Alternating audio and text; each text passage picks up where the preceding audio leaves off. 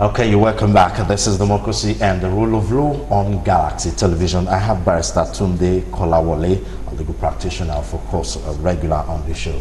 Good to have you, General. Thanks for having me, Mr. Ofem, and a beautiful afternoon to all the good people listening to us. And a rainy one, too. Reduce the heat.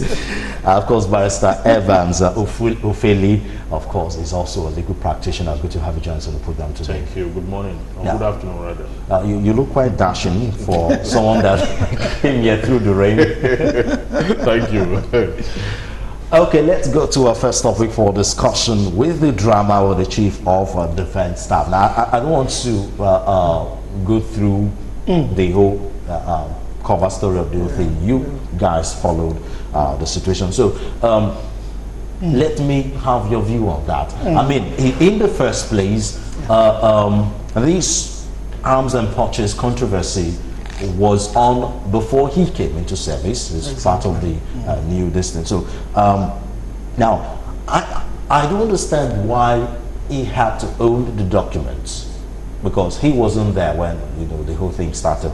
But he brought in the document, which means he must have been briefed by the other staff. He knew what was going on, but for some reason, let me just have you say. Well, let me say that what happened between the Chief of Army Staff and the Committee of the National Assembly on Defense is a very, very unfortunate one. Unfortunate in so many respects. You and I will know, even in our respective homes and respective organizations, there's supposed to be continuity. And when you are in government, there's what we call record keeping. And when you also look at the Chief of Army Staff, he is senior enough, even in the last dispensation, for him to know what's happening. Everything to be able to know what is happening within the military hierarchy. And don't also forget, he at one time was the theater commander in Borno State against the fight against Boko Haram. And to that extent, one would expect that he should have some inkling with regards to how some of these things were done. Besides that, most government organizations, whether at the local government level, at the state level, or at the federal level, are organizations that keep records. And when money is also appropriated by the National Assembly, the records are there. When the finance minister also disburses the money, the records are there. When the money lands with the army, with maybe the chief accountant, whoever is in charge of the treasury of the army, the records will be there. When the arms and ammunition are also purchased, there will be some inventory and some stores where inventory of all these things are taken. So ordinarily, if the Chief of Army Staff were to do his own work and all that, he shouldn't be short of records as regards what really transpired with regard to the purchases of arms under his predecessors. And if that is the case, what happened between the Chief of Army Staff and the National Assembly ought not to have happened. In fact, it appears to me to be a very, very cheeky one. And it also appeared to me to be a kind of this arrogance that we continue to see among the military people, in which they working under civilian administration and they're supposed to be subordinate to civil authority. But most times they find themselves, they find it too difficult to subordinate themselves to the civil authority. I give you one example. When one of these so-called warlords was killed in Benue State and all that, and then the army spokesperson, I think Major General or thereabout, is Lucky Rabo, I can't remember now, whoever was in charge or not. And you journalists were asking questions and all that. And then the state governor also wanted to know what transpired and all that. If you look at the way and manner, the questions that were thrown at them were dismissed and all that, you feel like these people really haven't realized exactly when civilian administration. And it behoves on all authorities, whether you be in the army, you be in the police, you be in customs and all that, to subordinate yourself and be answerable to the civil authorities.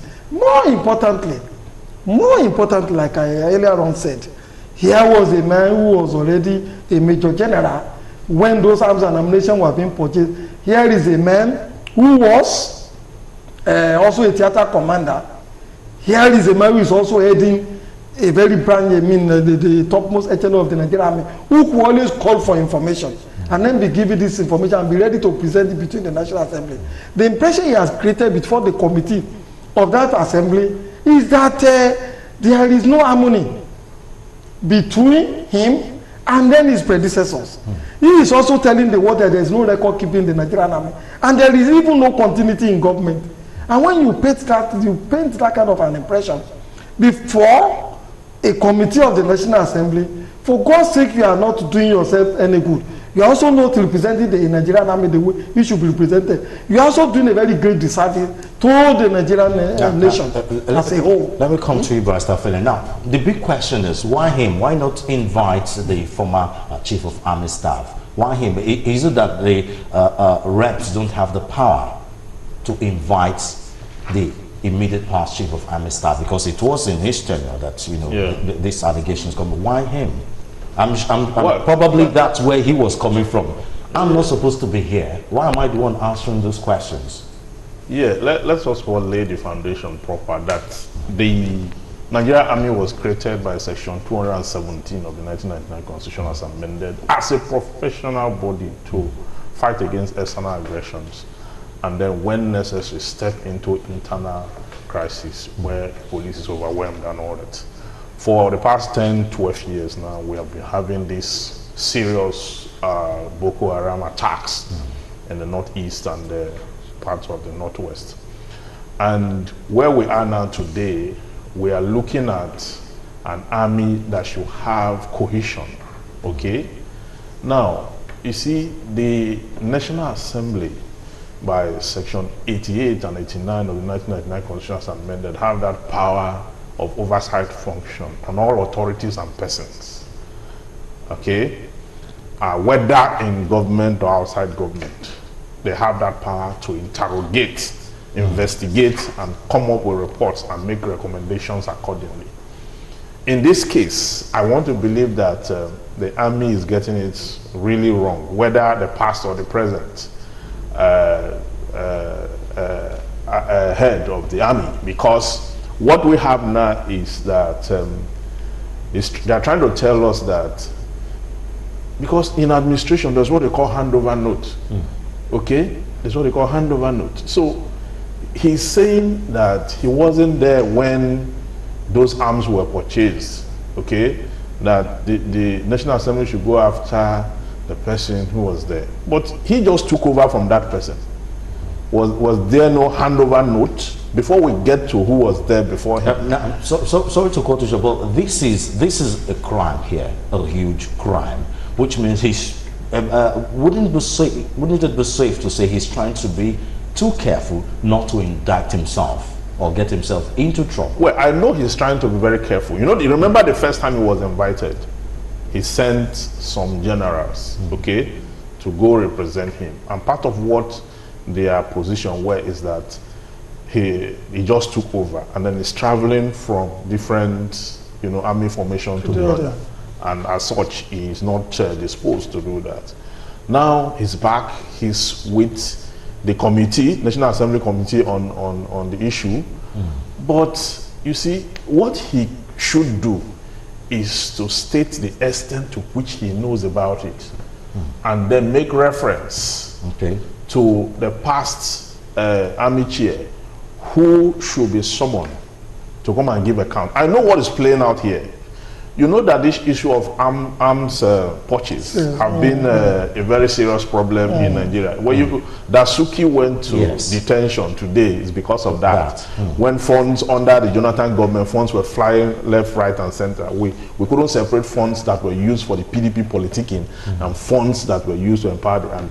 And then the junior soldiers who were at the battlefield had also, on several occasions, come out to say that they do not have ammunition, and some of them were court-martialed and the rest of it. So we know this story. It's about corruption. There is a kernel of worm, okay, which the army is sitting on, and that is where the controversy is. So the current chair is careful not to be the one to open that vista. He wants the person who is directly involved, okay, to come and state exactly what how many arms and ammunition were purchased, how were they deployed, how was it used, and the rest of it. Because I know that the committee, National Assembly Committee, is a very thorough one. And they are committed to getting to the root of this problem. And I think getting to the root of this problem will be one of the ways in which we are going to address this war. Because where we have maladministration in the process or the administration of that war, then it will always affect the dispensation. It will always affect the execution of that war, and that is what is going on. So I think that the current army chief cannot completely exonerate himself from liabilities. That is one. Two. But what if, you know, as you said, probably he didn't have a very good relationship with the last chief of army staff, and he didn't carry him along. Yeah, that is true, because we knew what happened between both of them while he was in Maiduguri and how he was redeployed and the rest of it. We know that they had a lot of issues in between them, and that could possibly be part of why he's not giving in to all. But I don't see any reason why the National Assembly cannot invite the past army chair. I don't see any reason why they cannot invite him. They have the power, they have the function to do that. So what they can do is to invite him and investigate proper, because he was once there. Now he's an ambassador. Okay, he only have immunity against prosecution, not investigation. Okay, so he can come and, you know, state exactly his contribution and the role he played in the purchase of the arms and ammunition, and tell us exactly how they were deployed and how they were used. The immunity that covers him does not cover him from investigation and making reports of his stewardship. The immunity only, you know, cover him from criminal prosecution. He can even be prosecuted. You can even have civil action against him, even with that. Does cover. he even have immunity locally, internationally? Well, you know, not locally. Yeah, we could say internationally, because the crime may be against, may be targeted at war crime, and then the crime of aggression or mismanaging of and all that. So I agree with you, but what I'm saying is that the National Assembly should extend the invitation to him now, and any other person involved. Now let's look at another scenario. Besides the issue between the current chief of army staff and the immediate past chief of army staff, let's also look at the people doing the committee in question, part of the National Assembly, that if so many allegations is anything to go by, they can't be trusted, because they've been more like a rubber stamp House of Assembly to the current, you know, executives, and they are the same ones that rubber stamped the immediate past army chiefs into that immunity, you know, as it were. Probably the current chief of army staff don't trust them enough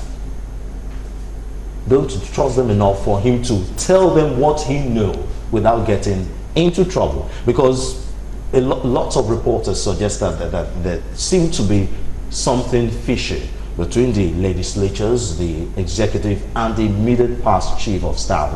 That looks like they are being shielded for whatever strange reason, and the current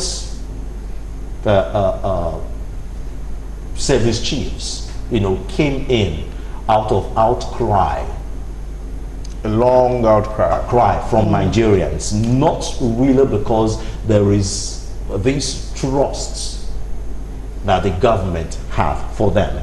And when there is that lacuna of trust, I don't want to get myself into trouble, because... Well, let me quickly say that it's only in Nigeria that, just like I earlier said, that you succeed a man, and then you are maybe, let's hypothetically, you have an MD of a bank, and then you have a deputy managing director, and when there are issues in the bank, the DMD will say, look, I don't know anything about it, why don't you go for my MD? He is the only one who was solely in charge of all those responsibilities and all that. When you and I do know, just like you would have in the army too, a kind of board meeting or meeting among the senior most army officers as regards what is to be done at every particular period. The chief of army staff alone cannot single-handedly determine the nature of arms and ammunition and weaponry that is going to be purchased. That is likely to be a collective decision. But what you are purchasing is based on the encounter, is based on your experience on the battlefield. Sorry to cut you, but you also need to understand that the army work on command structure. It's not a democracy. Yeah, not in terms of purchase of weapon. In fact, there will be a series of meetings. There will be a series of consultations. It's still by fiat. No, I doubt it. If, for example, you decide to purchase maybe an attack helicopter, does the chief of army staff know about attack helicopter and all that? The chief of air staff will probably be in a better position. But it is also possible for him to work. Don't let us overflood that area. Let's delve into some of these, some other concrete issues. I'm not as optimistic as he is with regards to the function of the National Assembly, that they are always thorough in whatever assignment in the oversight functions. I mean, this committee appears to be thorough. When you read the trajectory, this committee, not all the committees. Because it was quite intense. Why do I say I doubt it? This committee of the National Assembly that is in charge of the army is not a new one. Yes. They have always been there. Yeah. And they must have been interacting with the people in the army over time. Yes. In fact, the appropriation, the money that is appropriated by the army, appropriated for the army, will ordinarily pass through the committee before it is debated on the floor of the National Assembly. So they ought to be privy to everything that is going on around those places. And when you look at the performance of the National Assembly vis-a-vis other investigations that they have carried out and all that, you will not be too comfortable with some of these things that they put in, some of this facade of thoroughness, of openness, of not being corrupt when it comes to public hearing. What they probably do at the back is totally different, because if they were on top of their responsibilities and all that, the scam that we are seeing in the army, or the suspicion that we have now with regard to purchase of armed weaponry and all that, and the corruption that goes with it, ought not to have been there if they have been thorough in the oversight function. Remember, even the National Security Advisor, Limon Gono, had also raised an alarm that so much billions are gone into the army for purchases of weapons and all that. But there is nothing on ground to show for it. And also, look at the way the National Assembly handled the investigation of what was happening in the Niger Delta area. Oil spill? No, not the oil spill. When the interim MD of NDDC, the controversy, corruption, and then when the chiefs were done, he feigned that he had fainted, and that was the end of it. And that has been the end of all this. The truth of the matter, let us be honest with Nigerians. The committee of the National Assembly in charge of the army and all that cannot feign ignorance with regard to some of these things that is happening. In fact, most times, when they travel to do some of these shoppings and all that, they are usually part and parcel of the delegation. And that's where I was coming. And that's where I was coming from, because the only new person to this party is the current chief of army staff. Current chief of army staff. Even with his own tour and all that, the truth of the matter is whether he had a good rapport with his predecessors or not, that is not the issue. The issue is that most governments are record keeping. They keep very, very good record. And when there are issues, all he's required to do is to lay his hands on those records. And like my own learned friend has said, look, to the best of my knowledge, with the record that I found in the archive, this and this are what to the extent he understands. To the extent that I understand it and all that. And then if the National Assembly, if the Committee of the National Assembly is not satisfied with what he has, they can now extend the invitations to some of these other people who may have participated in the purchases of these arms and ammunition. But you will be surprised at the end of the day that this investigation is likely to go like the ones that we have seen with the Niger Delta probes and some of these just other disappear. I agree with you. The reason I agree with you is because I have been before a panel of the National Assembly in the past, and I know what happened. After we presented our case, we were asked to go and get further documents. We brought further documents, and then before you know it, that was the end of the whole case. That was how the 8th Assembly. Now, the next question now is, how did it get so bad, so corrupt in the army? Because we know, antecedent-wise, the paramilitary, happen to be the corrupt ones, especially the police. But the military generally have been, seen as this command, instructive and not really corrupt. So how did it get so bad that every now and then in the past 5-6 years, the National Assembly have to be inviting the army for one thing or the other? It was never really like this. Point of correction, the police is not the most corrupt. We accuse the police mainly because we see them conduct some of their own sharp practices in the open. The prison is even worse, the customs are worse. The truth is that every institution in this country have that element of corruption. And some of the institutions have a brazen approach, like the police. I mean, a public nuisance, brazen approach where you don't care what the consequences are, who's looking, or what watching. The public think. Yeah, you can imagine. I was driving some time ago. I had my children in the car. A policeman was asking me for money. So I asked the policeman, if I give you money, what will I tell the children? Exactly. And all that. They don't care about the next generation. They don't care. So back to your question. The army also have this huge corruption within them. And part of the problem is that the corruption is also in the administration. And that is the highest echelon of the army. So when you have corruption at the top, at the head, if the corruption were to be maybe among the low rank and file in the field, maybe because that's usually what's happening with the police. Okay, you can monitor that one with a camera. You can monitor that one with syndication. Okay, but where the chiefs, the army chiefs, are the ones who are perpetuating the corrupt tendencies and corrupt practices. You can imagine what went down under Dasuki. And then you see how these things are going. So the whole thing is because of the corruption. That is why we are even losing the war itself, because we don't have unity of purpose on how to fight this insurgency. If some of the soldiers have made utterances that if the army head, if they are serious about this and that, it will not take them more than 2 weeks to exterminate Boko Haram. Do you understand? Apart from the fact that you have this corruption, you also have links. Politicians also infiltrating that same cause. We have certain kind of links between the enemy and the states and state officials. So we are losing the war in so many directions, from corruption to dishonesty to criminality and the rest of it. So I think what we should be doing now is to look at how can this committee function effectively. You will have your doubts. I have my doubts about the committee too, because the National Assembly is also, with all their powers, oversight function. Some of the things they do will baffle you. You understand? They get into the mix and get compromised most of the times. And then at the end of the day, the ordinary Nigerian is the worst hit. We are not able to resolve any issue. The NDDC issue, we saw how it went. Now we are looking at this one.